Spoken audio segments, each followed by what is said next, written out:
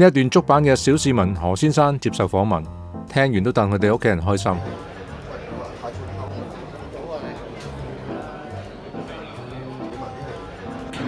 Hello， 何先生，幾遠啊？幾遠啊？幾遠啊？呢個位咩單位啊？係啊。市民何先生係啊。何先生買咩單位啊？何先生？係揀咗幾多個單位啊？我冇啦，唔講啦，呢啲都係屋企人啦，最主要都係屋企人咁樣係啊，為屋企人而做嘅啫。係買嚟同屋企人一齊住。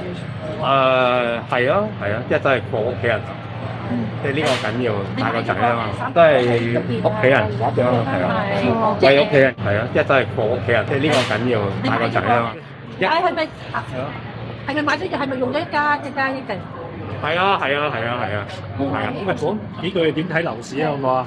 近排好似都跌得勁，但係你都照入市喎。就係呢啲咪逆市奇葩咯，係啊！我唔知啊，我自己唔識啊，我啲普通市民咧都係上網睇人講嘅啫。咁但係點解揀呢個樓盤咧？咁梗係住上言好過住下言啦。呢個我嘅諗法啊，梗係住上言好過住下言啦。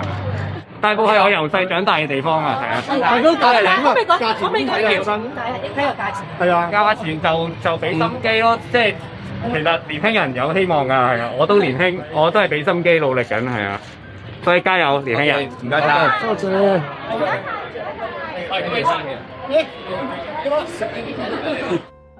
今日去上完呢個銷售中心 A1 時段揀完樓嘅朋友陸續出嚟。呢位小市民何先生願意接受訪問，你聽下內容啊。作為佢嘅屋企人，聽到真係開心啊！